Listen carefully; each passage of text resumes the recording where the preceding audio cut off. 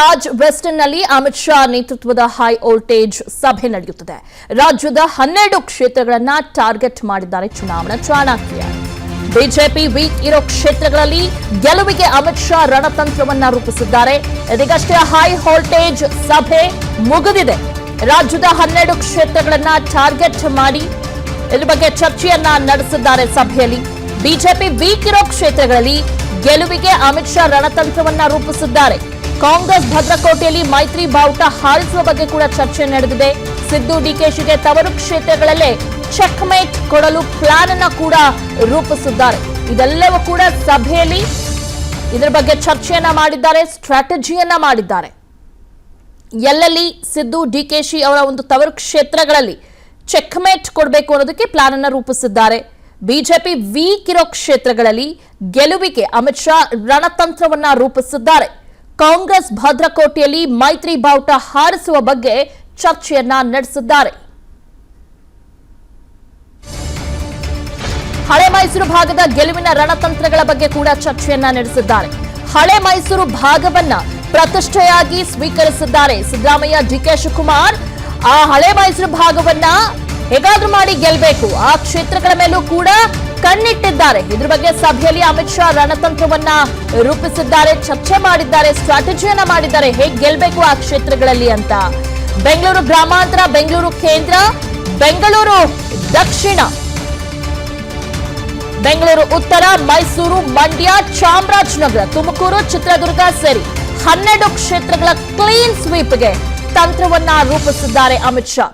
ಕಾಂಗ್ರೆಸ್ ಅನ್ನ ಹೇಗಾದ್ರೂ ಮಾಡಿ ಕಟ್ಟಿ ಹಾಕೋದಕ್ಕೆ ಮೈತ್ರಿ ನಾಯಕರು ಪ್ಲಾನ್ ಅನ್ನ ರೂಪಿಸಿದ್ದಾರೆ. ಕಾರ್ಯಕರ್ತರ ಮಧ್ಯೆ ಹೊಂದಾಣಿಕೆ ಮೂಡಿಸುವ ಬಗ್ಗೆಯೂ ಕೂಡ ಚರ್ಚೆ ನಡೆದಿದೆ. ಈಗ ಜೆಡಿಎಸ್ ಬಿಜೆಪಿ ಮೈತ್ರಿ ಮಾಡಿಕೊಂಡಿರೋ ಕಾರಣ ಕೆಲವು ಕಡೆ ಬಿಜೆಪಿ ನಾಯಕರು ಸರಿಯಾಗಿ ಪ್ರಚಾರಕ್ಕೆ ಬರ್ತಾ ಇಲ್ಲ. ಅದು ಹಾಸನದಲ್ಲಿ ಆಗಿರ್ಬೋದು ಅಥವಾ ಬೇರೆ ಬೇರೆ ಜಿಲ್ಲೆಗಳಲ್ಲಿ ಆಗಿರ್ಬೋದು. ಹೀಗಾಗಿ ಅವ್ರನ್ನೆಲ್ಲನ್ನೂ ಕೂಡ ಹೊಂದಾಣಿಕೆ ಹೇಗಾದ್ರೂ ಮಾಡಬೇಕು ಅನ್ನೋದ್ರ ಬಗ್ಗೆ ಚರ್ಚೆ ಕೂಡ ನಡೆದಿದೆ. ಒಗ್ಗಟ್ಟಾಗಿ ಈ ಒಂದು ಚುನಾವಣೆಯನ್ನು ತೆಗೆದುಕೊಂಡು ಹೋಗಬೇಕು ಅನ್ನೋದ್ರ ಬಗ್ಗೆ ಅಮಿತ್ ಶಾ ಅವರು ಚರ್ಚೆಯನ್ನ ಮಾಡಿದ್ದಾರೆ, ಸ್ಟ್ರಾಟಜಿಯನ್ನ ಮಾಡಿದ್ದಾರೆ. ಮತ್ತು ಬಿಜೆಪಿ ಎಲ್ಲೆಲ್ಲಿ ವೀಕ್ ಇದೆಯೋ ಆ ಕ್ಷೇತ್ರಗಳನ್ನ ಹೆಚ್ಚಾಗಿ ಕಾನ್ಸಂಟ್ರೇಟ್ ಮಾಡಿದೆ. ಮತ್ತು ಹಳೆ ಮೈಸೂರು ಭಾಗದೆಲ್ಲವೂ ಕೂಡ ಕ್ಲೀನ್ ಸ್ವೀಪ್ ಮಾಡಬೇಕು ಅನ್ನೋದ್ರ ಬಗ್ಗೆ ಸ್ಟ್ರಾಟಜಿಯನ್ನ ಬಿಜೆಪಿ ಇಲ್ಲಿ ಮಾಡ್ತಾ ಇದೆ.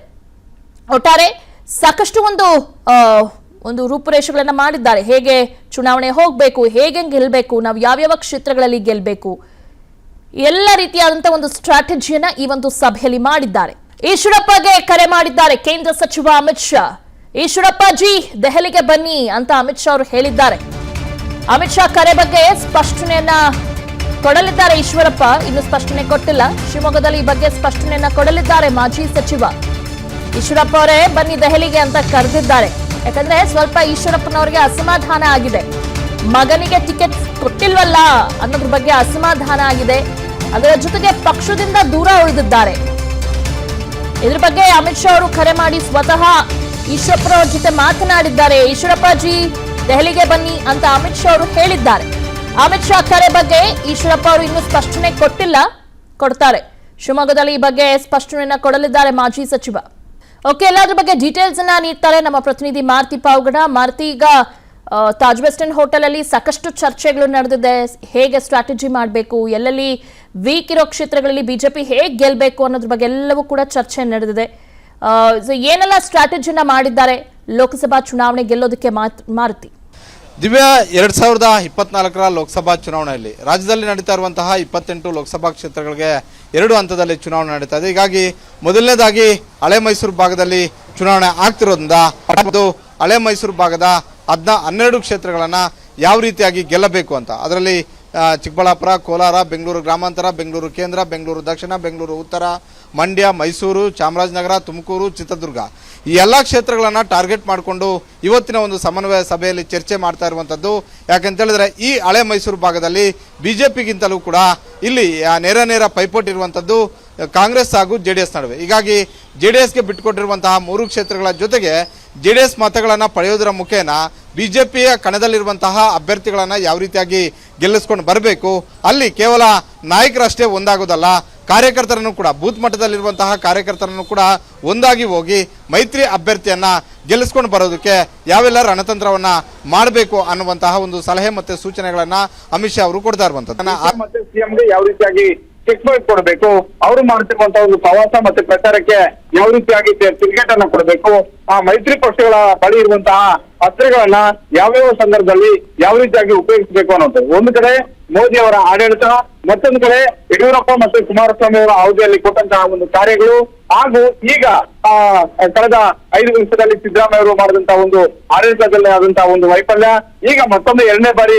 ಸಿದ್ದರಾಮಯ್ಯ ಅವರು ಮುಖ್ಯಮಂತ್ರಿ ಆದ ಬಳಿಕ 1 ವರ್ಷದಲ್ಲಿ ಹಿಂದುತ್ವದ ವಿಚಾರಗಳಲ್ಲಿ ಹಾಗೂ ಹಿಂದೂ ಕಾರ್ಯಕರ್ತರ ಮೇಲೆ ಆದಂತಹ ಒಂದು ಪ್ರಕರಣಗಳಾಗಿರ್ಬೋದು, ಈ ವಿಚಾರಗಳನ್ನ ಯಾವ ರೀತಿಯಾಗಿ ತೆಗೆದುಕೊಂಡು ಹೋಗ್ಬೇಕು ಅಂತ. ಒಂದು ಅಭಿವೃದ್ಧಿ ಜಪ, ಅದ್ರ ಜೊತೆಗೆ ಸಂಘಟನೆ, ಮತ್ತೊಂದು ಅಯೋಧ್ಯೆಯಲ್ಲಿ ರಾಮ ಮಂದಿರ ನಿರ್ಮಾಣ, ಈ ವಿಚಾರಗಳನ್ನ ಚುನಾವಣಾ ಅಸ್ತ್ರಗಳನ್ನಾಗಿ ಯಾವ ರೀತಿಯಾಗಿ ಬಳಸ್ಕೊಳ್ಬೇಕು, ಯಾವ ರೀತಿಯಾಗಿ ತಂತ್ರಗಾರಿಕೆಯನ್ನು ಮಾಡಬೇಕು, ಇದೆಲ್ಲದಕ್ಕಿಂತಲೂ ಮಿಗಿಲಾಗಿ ಬೂತ್ ಮಟ್ಟದಲ್ಲಿ ಇರುವಂತಹ ಸಮಸ್ಯೆಗಳನ್ನ ಯಾವ ರೀತಿಯಾಗಿ ಪರಿಹರಿಸಿಕೊಂಡು ಮಾರುತಿ ಸ್ಟ್ರಾಟಜಿನೆಲ್ಲ ಹೇಗ್ ವರ್ಕ್ ಮಾಡ್ತಾರೆ ಅಂತ. ಇನ್ನೊಂದು ಕಡೆ ಮಾರುತಿ, ಅಮಿತ್ ಶಾ ಅವರು ಈಶ್ವರಪ್ಪ ಅವ್ರಿಗೆ ಕರೆ ಮಾಡಿದ್ರಂತಲ್ಲ, ದೆಹಲಿಗೆ ಬನ್ನಿ ಅಂತಾನೂ ಕೂಡ ಹೇಳಿದ್ದಾರೆ, ಏನಿರ್ಬೋದು ಅಂತ? ಏನೂ ಇಲ್ಲ, ಅವ್ರನ್ನ ಮನವೊಲಿಸೋದಷ್ಟೇ. ಆದ್ರೆ ಯಡಿಯೂರಪ್ಪ ಮತ್ತೆ ವಿಜಯೇಂದ್ರ ಅವರು ಎಲ್ಲೋ ಒಂದ್ ಕಡೆ ಈಶ್ವರಪ್ಪ ಅವರನ್ನ ಬಹುತೇಕ ನೆಗ್ಲೆಕ್ಟ್ ಮಾಡಿದ್ರು. ಆದ್ರೆ ಅಲ್ಲಿ ಕಣದಲ್ಲಿ ಇದ್ದಂತಹ ಅಭ್ಯರ್ಥಿ ರಾಘವೇಂದ್ರ ಅವ್ರಿಗೆ ಗೊತ್ತು, ಅಲ್ಲಿ ಈ ಬಾರಿ ಈ ಹಿಂದಿನ ಚುನಾವಣೆಗಳಂತೆ ಅಲ್ಲ, ಈ ಬಾರಿ ಒಂದು ಕಡೆ ಸರ್ಕಾರ ಇವಾಗ ಜೊತೆಗೆ ಅಲ್ಲಿ ಗೀತಾ ಶಿವರಾಜ್ ಕುಮಾರ್ ಜೊತೆಗೆ ಮಧು ಬಂಗಾರಪ್ಪ ಅವರು ಪ್ರತಿಷ್ಠೆಯಾಗಿ ತೆಗೆದುಕೊಂಡಿರುವಂತದ್ದು. ಜೊತೆಗೆ ಶಿವಮೊಗ್ಗದಲ್ಲೂ ಕೂಡ ಈ ಬಾರಿ ಕಾಂಗ್ರೆಸ್ನ ಒಂದು ಶಕ್ತಿ ಒಂದಷ್ಟು ಹೆಚ್ಚಾಗಿದೆ. ಈ ಒಂದು ಆತಂಕದಲ್ಲಿ ಸ್ವತಃ ಅಭ್ಯರ್ಥಿ ಆದಂತಹ ರಾಘವೇಂದ್ರ ಅವರಿಗಿತ್ತು. ರಾಘವೇಂದ್ರ ಅವರು ಭಾವನಾತ್ಮಕ ವಿಚಾರಗಳನ್ನ ಪ್ರಸ್ತಾಪ ಮಾಡಬೇಕಾದ್ರೆ, ಇಂದಿನ 4 ಚುನಾವಣೆಗಳನ್ನ ನಾನು ಈಶ್ವರಪ್ಪ ಅವರ ಮಾರ್ಗದರ್ಶನದಲ್ಲಿ ನಾನು ಎದುರಿಸಿದ್ದೆ, ಈ ಬಾರಿ ನನ್ನ ಪರವಾಗಿ ಅವರು ಕೆಲಸ ಮಾಡ್ತಿಲ್ಲ ಅನ್ನುವಂತಹ ಒಂದು ರೀತಿಯಲ್ಲೇ ಹೇಳಿಕೆಗಳನ್ನ ಕೊಡ್ತಾ ಬಂದ್ರು. ಜೊತೆಗೂ ಕೂಡ ಮಾಜಿ ಮುಖ್ಯಮಂತ್ರಿ ಯಡಿಯೂರಪ್ಪ ಅವರು ಮಾತಾಡಿಲ್ಲ ಅನ್ನುವಂತ ಒಂದು ಅಸಮಾಧಾನ ಈಶ್ವರಪ್ಪ ಅವ್ರಿಗೆ ಇದ್ದದ್ದು ನಿಜ. ಹೀಗಾಗಿ ಇವತ್ತು ಯಡಿಯೂರಪ್ಪ ಅವರು ನೇರವಾಗಿ ರಾಜ್ಯ ಸ್ಟ್ಯಾಂಡ್ಗೆ ಬಂದ ಬಳಿಕ ಅಮಿತ್ ಶಾ ಅವರ ಜೊತೆ ಕೂತು ಮಾತಾಡುವಂತ ಒಂದು ಸಂದರ್ಭದಲ್ಲಿ ಎಲ್ಲೆಲ್ಲಿ ಯಾವ್ಯಾವ ಕ್ಷೇತ್ರದಲ್ಲಿ ಬಂಡಾಯದ ಬಿಸಿ ಬಿಜೆಪಿ ಅಭ್ಯರ್ಥಿಗೆ ತಟ್ಟಬಹುದು ಅಂತ ಚರ್ಚೆಗೆ ಬಂದಾಗ ಶಿವಮೊಗ್ಗದಲ್ಲೂ ಕೂಡ ಈಶ್ವರಪ್ಪ ಅವರ ಒಂದು ಹಠಮಾರಿತನ ನಮಗೆ ಸಮಸ್ಯೆ ಆಗ್ಬಹುದು ಅನ್ನುವಂತ ಒಂದು ರೀತಿಯಲ್ಲಿ ಅಮಿತ್ ಶಾ ಅವ್ರ ಜೊತೆ ಮಾತಾಡುವಂತದ್ದು. ಸ್ವತಃ ಅಮಿತ್ ಶಾ ಅವರೇ ಕಣಕ್ಕಿಳಿದು ಅಮಿತ್ ಶಾ ಅವರೇ ಸ್ವತಃ ಈಶ್ವರಪ್ಪ ಅವರಿಗೆ ಕರೆ ಮಾಡಿ, ಈಶ್ವರಪ್ಪ ದೆಹಲಿಗೆ ಬನ್ನಿ, ನಿಮ್ಮ ಜೊತೆ ಮಾತಾಡ್ತೀನಿ ಅನ್ನುವಂತ ಒಂದು ಮಾತುಗಳನ್ನ ಬಹುತೇಕ 12 ಗಂಟೆಗೆ ಈಶ್ವರಪ್ಪ ಅವರು ಸುದ್ದಿಗೋಷ್ಠಿ ಮಾಡಿ ಸ್ಪಷ್ಟನೆ ಕೊಡುವಂತ ಒಂದು ಸಾಧ್ಯತೆ ಇದೆ. Divya, yes Maruti, hold on, ಮತ್ತೆ ನಿಮ್ಮನ್ನ ಸಂಪರ್ಕಿಸ್ತೀವಿ. ಅನುಕ್ಷಣದ ಸುದ್ದಿಗಳಿಗಾಗಿ Vistara news YouTube channel subscribe ಮಾಡಿ. ಹೊಸ ಸುದ್ದಿಗಳ ನೋಟಿಫಿಕೇಶನ್ಗಾಗಿ ಬೆಲ್ ಐಕಾನ್ ಕ್ಲಿಕ್ ಮಾಡಿ. ಲೇಟೆಸ್ಟ್ ಅಪ್ಡೇಟ್ಸ್ಗಾಗಿ www.vistaranews.com ವೆಬ್ಸೈಟ್ಗೆ ವಿಸಿಟ್ ಮಾಡಿ. ಅಂಗೈಯಲ್ಲೇ ಜಗತ್ತಿನ ಸುದ್ದಿ ತಿಳಿಯಲು Vistara news Kannada app download ಮಾಡಿ.